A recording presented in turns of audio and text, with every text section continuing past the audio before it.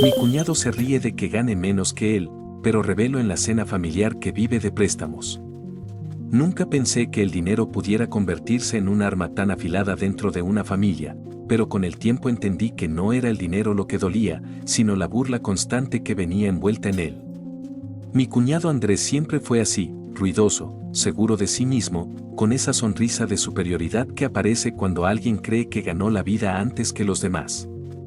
En cada reunión familiar encontraba la forma de recordarme que yo ganaba menos, que mi trabajo era tranquilo, que no entendía lo que era progresar de verdad. Yo trabajaba en logística para una empresa local, sueldo estable, nada espectacular, pero suficiente para vivir sin deudas ni favores. Él, en cambio, aparecía con relojes nuevos, ropa de marca y hablaba de inversiones como si fuera un tiburón financiero. Algún día vas a tener que esforzarte más, decía riendo, mientras mi esposa me apretaba la mano bajo la mesa para que no respondiera. Al principio pensé que eran bromas, luego entendí que disfrutaba humillarme frente a todos. Mi suegra sentía en silencio, mis cuñados reían incómodos y yo tragaba mi orgullo para no romper la paz familiar. No era cobardía, era paciencia, porque algo en su historia nunca terminaba de encajar. Demasiados gastos, demasiada ostentación, demasiadas historias que cambiaban según quien escuchara.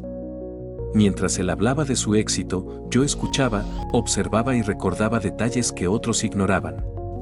Fechas que no coincidían, proyectos que nunca se concretaban, llamadas nerviosas que cortaba cuando alguien se acercaba. Cada burla era una pieza más de un rompecabezas que empecé a armar en silencio.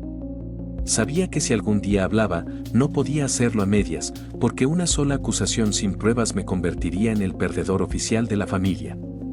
Así que esperé, porque no todas las venganzas se construyen con rabia, algunas se preparan con calma, y lo que descubrí después haría que esa risa confiada se apagara frente a todos. Con el paso de los meses empecé a notar cosas que antes me parecían simples coincidencias, pero que ahora brillaban como señales imposibles de ignorar. Andrés siempre llegaba tarde a las reuniones, excusándose con llamadas urgentes del banco o supuestos socios extranjeros, y cuando colgaba su expresión cambiaba por completo, como si la seguridad que mostraba fuera solo una máscara mal ajustada. Una tarde, sin buscarlo, lo escuché discutir por teléfono en el patio de la casa de mis suegros, su voz baja y tensa hablaba de plazos, intereses y alguien que ya no podía esperar más. En cuanto me vio, cortó la llamada y sonrió como si nada, pero sus manos temblaban. Ese día entendí que su riqueza no era tan sólida como presumía. Empecé a recordar comentarios sueltos de otros familiares, préstamos temporales que nunca se mencionaban en voz alta, favores económicos disfrazados de inversiones. Yo seguía siendo el cuñado pobre, así que nadie sospechaba cuando hacía preguntas inocentes o mostraba curiosidad genuina. Mi esposa empezó a notar que tomaba notas mentales después de cada reunión, pero nunca le dije nada, no quería preocuparla ni levantar sospechas. Andrés, confiado, siguió burlándose, comparando nuestros estilos de vida, diciendo que yo jugaba a lo seguro porque no tenía ambición. Cada comentario suyo me confirmaba que estaba subestimándome, y esa fue su mayor ventaja, y su peor error. Mientras él se alimentaba de aplausos y envidia, yo comencé a reconstruir su historia pieza por pieza, conectando fechas, nombres y cifras que no cuadraban. No buscaba destruirlo por orgullo herido, buscaba la verdad, aunque ya intuía que esa verdad iba a doler más que cualquier burla. Porque cuando alguien vive de apariencias, basta con una grieta para que todo se venga abajo, y yo acababa de encontrar la primera, sin imaginar que muy pronto descubriría algo que cambiaría por completo el equilibrio de la familia. La grieta se hizo más profunda cuando, por casualidad, un viejo conocido mío empezó a trabajar en la misma entidad financiera donde Andrés decía manejar sus inversiones, y una noche, entre cervezas, mencionó su nombre sin saber que yo era su cuñado. Fingí sorpresa, pregunté con naturalidad y lo que escuché confirmó todas mis sospechas. Andrés no era un inversionista exitoso, era un cliente recurrente de préstamos personales, siempre al límite, siempre renegociando plazos, siempre pagando intereses altísimos para sostener un estilo de vida que no podía costear. Sentí una mezcla de rabia y alivio, rabia por las humillaciones, alivio porque ya no estaba imaginando cosas. A partir de ese momento dejé de observar pasivamente y empecé a registrar todo con cuidado, fechas, montos aproximados, conversaciones ambiguas que él mismo soltaba sin darse cuenta. Cada burla suya ahora me parecía casi triste, como si necesitara reafirmarse constantemente porque sabía que todo era una mentira. En la siguiente reunión familiar volvió a hacer su espectáculo, comparando mi sueldo con el suyo, preguntándome frente a todos si ya había pensado en aspirar a algo mejor, y por primera vez no sentí vergüenza, sentí control. Lo miré sonreír, lo dejé hablar, y noté algo nuevo, sus risas ya no eran tan firmes, buscaban aprobación, necesitaban eco. Esa noche, mientras regresaba a casa, entendí que no bastaba con saber la verdad, tenía que elegir el momento exacto para revelarla, uno en el que no pudiera escapar ni disfrazarla. Y sin que él lo supiera, la próxima gran cena familiar ya estaba marcada en mi mente como el escenario perfecto, porque más adelante no solo se caería su fachada, sino que todos entenderían por qué el cuñado exitoso siempre parecía vivir al borde del colapso. Desde ese momento empecé a comportarme como siempre, incluso un poco más callado, más discreto, para no levantar sospechas, mientras por dentro cada comentario suyo se archivaba como munición. Andrés seguía presumiendo viajes que en realidad eran fines de semana financiados a crédito, seguía hablando de oportunidades que nunca se concretaban y de contactos que jamás aparecían en persona. Mi suegra lo defendía con orgullo, repitiendo que él era un hombre hecho y derecho, el ejemplo a seguir, y cada vez que lo hacía yo sentía como la mentira se volvía más pesada. Mi esposa notó el cambio en mí, ya no me afectaban las burlas, sonreía y asentía como si no dolieran, y una noche me preguntó si todo estaba bien. Le dije la verdad a medias, que estaba cansado de competir en un juego que no me interesaba, y ella lo entendió, sin saber que yo ya había dejado de jugar para empezar a observar. Mientras tanto, Andrés comenzó a mostrarse más nervioso, a beber de más en las reuniones, a repetir las mismas historias como si necesitara convencerse a sí mismo. En una ocasión incluso intentó humillarme con más fuerza que nunca, diciendo que yo jamás podría darle a mi familia la vida que él le daba a la suya, y vi cómo algunos familiares asentían, convencidos por la fachada. Esa noche, al llegar a casa, revisé por última vez la información que había reunido, consciente de que no podía permitirme un error. No quería un escándalo vacío, quería una revelación limpia, directa y definitiva. Sabía que cuando hablara no habría marcha atrás, que las relaciones cambiarían para siempre. Y mientras cerraba el archivo con cada detalle, entendí que el verdadero golpe no sería lo que yo dijera, sino el silencio que vendría después, cuando todos empezaran a atar cabos y comprendieran que habían aplaudido una mentira durante años. La cena familiar decisiva se anunció como una celebración más, el cumpleaños de mi suegro, una mesa larga, risas ensayadas y el mismo guión de siempre, pero para mí era el tablero final donde todas las piezas ya estaban en su sitio. Andrés llegó tarde, como siempre, con una camisa nueva y un comentario ruidoso sobre una reunión importante que lo había retrasado, y yo noté el leve tic en su ojo cuando nadie reaccionó con admiración inmediata. Me senté frente a él, tranquilo, observando cómo bebía más rápido de lo normal y cómo interrumpía conversaciones para llevarlas hacia su supuesto éxito. En un momento empezó de nuevo conmigo, preguntando en voz alta si seguía en el mismo trabajo modesto y si no me daba vergüenza conformarme con tan poco, y sentí las miradas clavarse en mí, esperando mi incomodidad habitual. Sonreí y respondí con calma, algo que lo descolocó, porque no estaba acostumbrado a que no reaccionara. La conversación siguió, los platos se vaciaron y el ambiente se volvió más relajado, pero yo podía sentir la tensión crecer bajo la superficie, como una cuerda estirada al máximo. Andrés empezó a hablar de dinero, de lo fácil que era acceder a capital cuando uno sabía moverse, y de lo tontos que eran quienes vivían al día sin arriesgarse.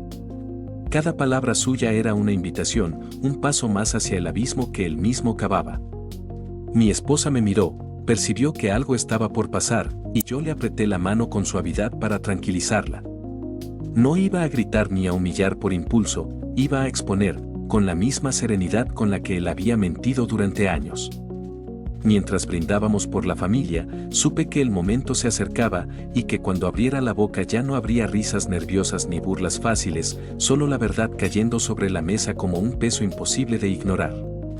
Cuando el postre llegó y las conversaciones se dispersaron en pequeños grupos, Andrés volvió a tomar el centro de la mesa, levantando su copa para dar un discurso improvisado sobre el esfuerzo, la ambición y cómo algunos nacen para liderar mientras otros prefieren esconderse en la mediocridad, y ahí entendí que él mismo me estaba entregando el escenario.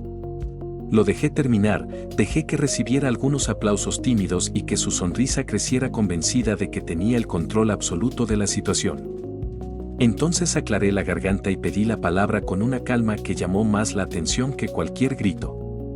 Dije que siempre me había parecido interesante su forma de moverse financieramente y que, por curiosidad, había aprendido mucho sobre préstamos, intereses y refinanciaciones últimamente. El silencio fue inmediato, como si alguien hubiera apagado la música de fondo. Andrés soltó una risa nerviosa, creyendo que era una broma, pero yo continué, mencionando fechas aproximadas, plazos imposibles y la presión de vivir siempre al límite, sin acusarlo directamente aún. Vi cómo su rostro cambiaba de color, cómo su mandíbula se tensaba y cómo mi suegra fruncía el ceño sin entender nada. Algunos familiares empezaron a mirarlo, otros a mirarme, intentando descifrar si aquello era una simple indirecta o algo más serio. Yo sabía que aún no era el golpe final, solo estaba abriendo la puerta, dejando claro que sabía más de lo que él creía. Cerré mi intervención diciendo que el éxito no siempre se mide por lo que se muestra, sino por lo que se sostiene en silencio, y volví a sentarme mientras el murmullo llenaba la mesa. Andrés evitó mirarme, bebió de un trago y trató de retomar la conversación, pero algo ya se había roto, una fisura visible para todos. Y mientras la noche continuaba con risas forzadas y miradas incómodas, yo sabía que lo que vendría más adelante no sería una insinuación elegante, sino la revelación completa que dejaría a toda la familia sin posibilidad de negarlo. La incomodidad se arrastró por la mesa como una sombra espesa, y aunque algunos intentaron cambiar de tema, ya nadie escuchaba de verdad, todos esperaban el siguiente movimiento. Andrés empezó a hablar más alto, a contar anécdotas exageradas para recuperar el control, pero cada palabra sonaba hueca, forzada, como si estuviera improvisando sobre un escenario que se le venía abajo. Yo lo observaba con una serenidad nueva, consciente de que el verdadero poder no estaba en interrumpirlo, sino en dejar que se expusiera solo. En un momento mi suegro preguntó, medio en broma, medio en serio, si todo iba bien con sus negocios, y Andrés respondió con una risa rápida, demasiado rápida, asegurando que estaba mejor que nunca. Fue entonces cuando saqué el teléfono, no de forma dramática, solo lo apoyé sobre la mesa, y dije que a veces las cosas se ven distintas cuando uno mira los números completos. No mostré nada aún, pero el gesto bastó para que el silencio volviera a caer. Mi cuñado me miró por primera vez directamente a los ojos, y ahí no vi soberbia ni desprecio, vi miedo. Dijo mi nombre con tono de advertencia, como si pudiera frenarme recordándome mi lugar, pero ese lugar ya no existía. Expliqué, con voz firme, que durante años había soportado burlas por ganar menos, por vivir con prudencia, por no aparentar, y que irónicamente esa misma prudencia me había permitido dormir tranquilo cada noche. Algunos asentían sin darse cuenta, otros se removían incómodos en sus sillas. Andrés intentó bromear, dijo que yo estaba exagerando, que todos sabían que él sabía manejar el riesgo, pero su risa ya no contagiaba a nadie. La cena seguía, pero el ambiente estaba roto, suspendido en una expectativa casi física. Yo sabía que aún no había mostrado las pruebas, que eso vendría después, y que cuando lo hicieran no habría vuelta atrás. Porque más adelante, cuando los datos y los documentos salieran a la luz, esa mirada de miedo se convertiría en algo peor, la certeza de que su personaje había llegado al final frente a la misma gente que siempre lo aplaudió. Nadie tocó el café cuando lo sirvieron, las cucharillas quedaron intactas y el tintinear habitual desapareció, como si todos temieran hacer ruido y romper algo frágil que flotaba en el aire. Andrés empezó a sudar, se aflojó el cuello de la camisa y habló de ir al baño, pero se quedó sentado, atrapado entre la necesidad de huir y el miedo de levantarse. Yo respiré hondo y continué, explicando que nunca me molestó ganar menos, que lo que me cansó fue la constante necesidad de humillar para sentirse superior, esa obsesión por medir el valor de las personas en cifras que ni siquiera eran reales. Mi suegra intentó intervenir, diciendo que no era momento para reproches, que estábamos en familia, pero incluso ella sonaba insegura, como si una parte de ella empezara a sospechar que algo no cuadraba. Andrés me interrumpió, alzó la voz y dijo que todo aquello era envidia, que siempre había sabido que yo lo resentía, y por un instante algunos dudaron, porque esa versión les resultaba cómoda. Yo asentí con calma y dije que si fuera envidia, no habría pasado años callado, ni habría esperado una cena familiar para hablar, y que precisamente por respeto había decidido hacerlo así, frente a todos, sin rumores ni cuchicheos. Mi esposa me miraba con los ojos muy abiertos, entendiendo por fin que aquello no era un arrebato, sino algo meditado durante mucho tiempo. Expliqué que las apariencias pueden sostenerse un tiempo, pero que las deudas siempre dejan rastro, llamadas, correos, plazos que vencen, y cada palabra mía parecía encoger a Andrés un poco más en su silla. Él negó con la cabeza, murmuró que yo estaba cruzando un límite, que no sabía con quién me metía, pero ya no sonaba amenazante, sonaba desesperado. La mesa entera estaba en silencio, nadie comía, nadie reía, todos esperaban lo inevitable, porque ya no se trataba de si yo tenía algo que decir, sino de cuándo iba a mostrarlo. Y mientras guardaba el teléfono en mi mano, consciente de que aún no había revelado lo más contundente, supe que en la siguiente parte no solo hablarían las palabras, sino los números, esos que más adelante harían imposible cualquier excusa o negación. Fue mi suegro quien, con voz cansada, pidió que se aclarara todo de una vez, porque la tensión ya era insoportable, y ese permiso implícito fue lo único que necesitaba. Desbloqueé el teléfono y lo giré hacia el centro de la mesa, no para humillar, sino para que todos vieran exactamente lo mismo, pantallas con fechas, nombres de entidades y montos que se repetían como un patrón imposible de ignorar.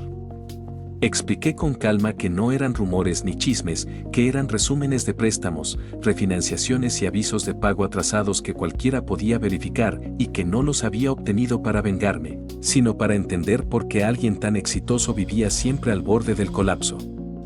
Andrés se levantó de golpe, golpeó la mesa y dijo que aquello era privado, que nadie tenía derecho a exponerlo así, y por primera vez nadie lo defendió.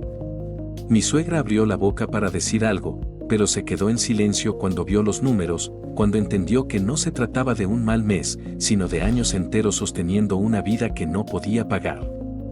Algunos familiares empezaron a hacer preguntas en voz baja, otros evitaban mirar a Andrés, como si el simple contacto visual los hiciera cómplices de la mentira.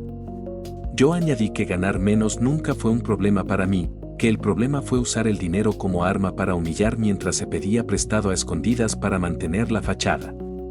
Andrés intentó explicar, habló de riesgos calculados, de momentos difíciles, pero sus palabras ya no tenían peso, se hundían frente a las cifras frías que seguían ahí, inmutables. El silencio que siguió fue distinto a los anteriores, no era expectativa, era comprensión, una comprensión incómoda que obligaba a todos a reevaluar años de aplausos y comparaciones injustas. Y aunque muchos pensaron que ahí terminaba todo, que la verdad ya estaba dicha, lo cierto es que más adelante aún quedaba una pieza clave por encajar, una que explicaría por qué Andrés había sido tan cruel conmigo, y por qué esa noche no solo perdería su máscara, sino algo mucho más importante. La discusión no explotó como muchos esperaban, no hubo gritos generalizados ni platos rotos, solo una caída lenta y pesada de la imagen que Andrés había construido durante años, y eso fue peor. Mi suegro se sentó con los hombros caídos, preguntándose en voz baja cómo no había visto nada, mientras algunos familiares recordaban préstamos de emergencia que ahora cobraban un sentido distinto. Andrés, de pie, pasó de la rabia a la súplica en cuestión de segundos, diciendo que todo tenía una explicación, que estaba a punto de cerrar un trato que lo arreglaría todo, que solo necesitaba tiempo. Yo no lo interrumpí, porque su propio discurso revelaba lo que siempre había sido, promesas futuras para justificar un presente insostenible. Mi esposa habló por primera vez, con una calma que sorprendió a todos, diciendo que las comparaciones constantes habían hecho daño, que no era justo medir el valor de alguien por lo que aparenta ganar, y vi cómo Andrés bajaba la mirada, incapaz de sostenerla. La familia empezó a dispersarse en conversaciones incómodas, algunos intentando consolarlo, otros tomando distancia, y yo sentí una extraña mezcla de alivio y tristeza, porque aunque había esperado este momento, no dejaba de ser alguien cercano cayendo frente a todos. Cuando finalmente la cena terminó, Andrés salió sin despedirse, dejando atrás una mesa llena de preguntas y una verdad imposible de volver a esconder. Yo pensé que ahí acababa todo, que la revelación había sido suficiente, sin saber que esa misma noche recibiría un mensaje que cambiaría el rumbo de lo ocurrido y demostraría que la historia de las deudas era solo la superficie de algo mucho más profundo. Esa noche, ya en casa, cuando el silencio por fin reemplazó el ruido de la cena, mi teléfono vibró con un mensaje de un número desconocido que decía conocer a Andrés mejor de lo que él admitía, y supe de inmediato que nada había terminado. Dudé unos segundos antes de responder, pero la curiosidad y la necesidad de cerrar el círculo fueron más fuertes y acepté hablar. La persona se presentó como un antiguo socio que había salido mal parado, alguien que había prestado dinero creyendo en el mismo cuento del éxito imparable y que ahora estaba tratando de recuperar algo de lo perdido.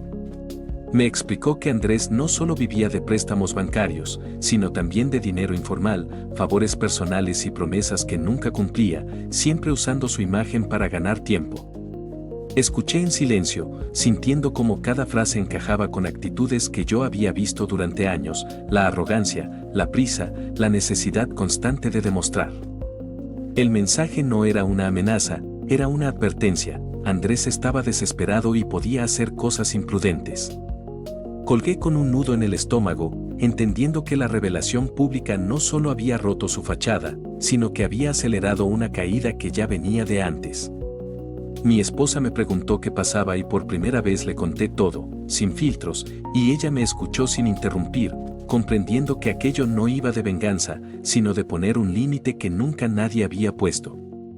Me acosté pensando que el peor capítulo ya había pasado, pero en el fondo sabía que aún faltaba enfrentar las consecuencias reales de haber expuesto la verdad, consecuencias que más adelante no afectarían solo a Andrés, sino a toda la dinámica familiar que giraba alrededor de su falsa imagen.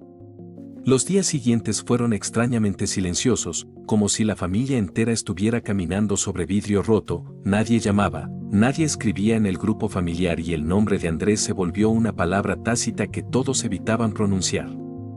Yo volví a mi rutina con una calma que no sentía desde hacía años, levantándome temprano, yendo al trabajo y regresando a casa sin esa presión constante de sentirme menos, aunque sabía que el impacto real aún estaba desarrollándose lejos de mi vista. Mi suegra fue la primera en llamar, no para reclamar, sino para preguntar con voz temblorosa si todo lo que mostré era cierto, y cuando confirmé, se quedó en silencio largo rato antes de admitir que siempre sospechó que algo no estaba bien, pero prefirió no verlo. Otros familiares comenzaron a acercarse poco a poco, algunos para pedirme disculpas por las comparaciones, otros para contarme que también habían prestado dinero a Andrés solo por un tiempo y ahora entendían por qué nunca volvía. Andrés, en cambio, desapareció, cerró sus redes sociales, dejó de responder mensajes y, según su esposa, pasaba horas encerrado haciendo llamadas que siempre terminaban en discusiones. Yo no sentí satisfacción al escucharlo, solo una certeza amarga, la mentira no solo lo había sostenido a él, había arrastrado a todos. Una tarde me crucé con él por casualidad en la calle, estaba demacrado, sin el reloj caro ni la sonrisa arrogante, y apenas me saludó antes de seguir caminando como si tuviera miedo de detenerse. Ese encuentro me confirmó que la caída ya no era simbólica, era real, cotidiana y silenciosa. Pensé que ahí terminaría todo, que cada uno reconstruiría su vida como pudiera, pero estaba equivocado, porque más adelante una decisión inesperada de Andrés obligaría a toda la familia a enfrentarse a la verdad de una forma aún más directa y definitiva. La decisión llegó sin aviso cuando Andrés apareció en la casa de mis suegros una noche lluviosa, sin llamar antes, con una carpeta bajo el brazo y la voz quebrada, pidiendo hablar con todos a la vez porque ya no podía sostener nada más. Yo llegué minutos después, llamado por mi esposa, y encontré a la familia reunida en la sala, cansada, tensa, preparada para escuchar algo que intuían desde hacía tiempo. Andrés habló sin rodeos, admitió que había perdido el control hacía años, que cada préstamo había sido un parche y cada burla una forma de esconder su miedo, que humillarme le hacía sentir, por unos segundos, que su castillo no se derrumbaba. Dijo que debía dinero a demasiadas personas, que algunas ya no tenían paciencia y que había decidido vender lo poco que tenía para empezar a pagar, aunque eso significara perderlo todo. Nadie aplaudió su honestidad tardía, Pero tampoco hubo insultos, el cansancio era más fuerte que la rabia. Mi suegra lloró en silencio, mi suegro pidió cuentas claras y fechas reales, y por primera vez Andrés respondió sin adornos, sin promesas futuras, solo con números concretos. Yo no dije mucho, no hacía falta, mi silencio ya no era sumisión, era cierre. Cuando me fui esa noche, supe que el capítulo más ruidoso había terminado, pero también que el verdadero final aún no estaba escrito, porque más adelante no solo se vería quién pagó sus deudas, sino quién aprendió la lección y quién decidió cambiar de verdad. Las semanas posteriores fueron un proceso lento y nada heroico, sin grandes discursos ni reconciliaciones mágicas, solo decisiones difíciles y consecuencias reales que ya no podían evitarse. Andrés empezó a vender sus cosas, primero el auto, luego muebles, después relojes y objetos que antes usaba como trofeos, y cada venta era un recordatorio silencioso de lo frágil que había sido su éxito. La familia dejó de tratarlo como ejemplo y empezó a verlo como lo que siempre fue, alguien atrapado en una mentira demasiado grande para sostener solo. Algunos le ofrecieron apoyo emocional, otros mantuvieron distancia, pero nadie volvió a justificar sus burlas ni su arrogancia, y eso, más que cualquier castigo, parecía afectarle de verdad. Yo seguí con mi vida, mi trabajo modesto, mis horarios previsibles y mis noches tranquilas, y por primera vez sentí que no tenía que demostrar nada a nadie.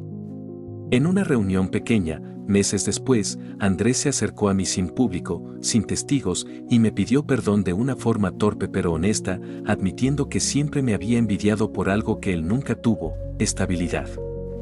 No le respondí con rencor ni con superioridad, solo le dije que el respeto no se gana ganando más, sino dejando de pisar a otros para sentirse alto. Se quedó en silencio, asintió y se fue, y supe que esa conversación cerraba algo que llevaba años abierto. Pensé que ese era el verdadero final, la lección aprendida y el equilibrio restaurado, pero aún quedaba una última pieza, una actualización que cambiaría la forma en que muchos verían esta historia y que más adelante demostraría que decir la verdad, aunque duela, puede ser el primer paso para algo mejor. Pasó casi un año desde aquella cena y pensé que la historia ya había quedado atrás, convertida en una anécdota incómoda que solo se mencionaba en voz baja, hasta que la vida se encargó de cerrar el círculo de una forma inesperada y, para mí, profundamente satisfactoria. La familia se reordenó, las comparaciones desaparecieron y el dinero dejó de ser el tema central en cada reunión, como si todos hubieran aprendido que medir el valor de alguien por lo que aparenta solo conduce al desastre. Yo seguí creciendo a mi ritmo, sin lujos, pero con estabilidad, y curiosamente empecé a recibir más respeto que nunca, no por lo que ganaba, sino por haber puesto un límite cuando nadie más se atrevía. Andrés tocó fondo, pagó parte de sus deudas, perdió amistades falsas y tuvo que aceptar trabajos que antes habría despreciado, y aunque su orgullo quedó herido, su actitud cambió de verdad. Actualización, un tiempo después de haber contado esta historia, sentí que faltaba decir qué pasó realmente cuando el ruido se apagó y quedaron solo las consecuencias, porque la vida no se acomoda en un final perfecto, se acomoda en decisiones pequeñas y sostenidas. Andrés no se volvió un ejemplo de superación de un día para otro, ni pidió perdón públicamente otra vez, ni intentó limpiar su imagen. Lo que hizo fue desaparecer del centro del escenario y aceptar una vida mucho más simple. Vendió casi todo, renegoció deudas con acuerdos reales, no promesas, y por primera vez dejó de pedir dinero para salir del paso. Su esposa encontró trabajo, él aceptó un puesto que antes habría considerado humillante y, aunque ganaban menos de lo que él presumía en el pasado, comenzaron a vivir dentro de sus posibilidades. La familia también cambió, mi suegra dejó de comparar, mi suegro se volvió más reservado con el dinero y varios admitieron que el silencio había sido su forma de complicidad. En cuanto a mí, algo se acomodó por dentro, ya no sentía la necesidad de justificar mis decisiones ni de explicar por qué elegía estabilidad sobre apariencia, y esa paz terminó reflejándose incluso en mi trabajo, donde meses después recibí una mejora que no llegó por competir, sino por constancia. Andrés y yo no retomamos una relación cercana, pero cuando nos cruzamos hay un saludo sincero, sin ironía, sin máscaras, y eso dice más que cualquier disculpa pública. Lo más curioso es que esta historia se convirtió en una especie de advertencia silenciosa dentro de la familia. Cada vez que alguien intenta medir a otro por el dinero o burlarse de quien gana menos, alguien cambia de tema, como si todos recordaran lo que ocurre cuando la verdad deja de callarse. Si algo aprendí de todo esto es que la venganza no siempre es destruir al otro, a veces es dejar que la realidad haga su trabajo mientras uno sigue adelante con la frente en alto, porque al final, vivir sin deudas, sin mentiras y sin necesidad de humillar a nadie resulta ser el verdadero éxito que muchos presumen, pero pocos sostienen.